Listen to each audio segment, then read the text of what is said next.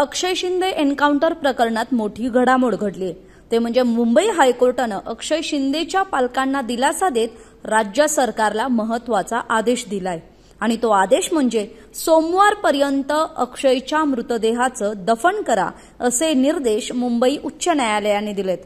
अक्षय शिंदेचा मृतदेह दफन करण्यासाठी राज्य सरकार जागा उपलब्ध करून देणार आहे अशी ग्वाही सुद्धा राज्य सरकारच्या वतीनं मुंबई उच्च न्यायालयात देण्यात आली। सोमवारपर्यंत अक्षय शिंदेचा मृतदेह दफन करा असे निर्देश मुंबई उच्च न्यायालयाने त्यानंतर दिले।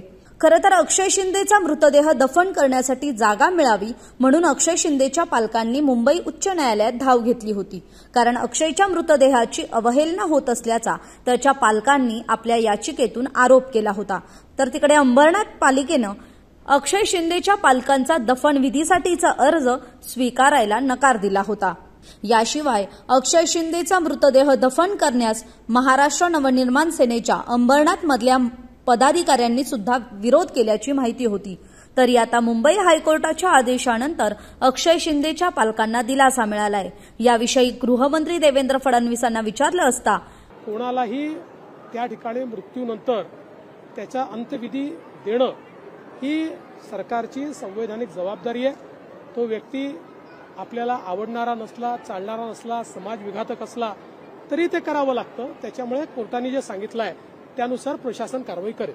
राज्य सरकार दिलेली ग्वाही पूर्ण करेल आणि कुठल्याही व्यक्तीचा मृत्यू झाल्यानंतर त्याच्यावर अंत्यसंस्कार करण्यासाठी जागा उपलब्ध करून देणं ही राज्य सरकारची संवैधानिक जबाबदारी असल्याचं फडणवीसांनी म्हटलंय।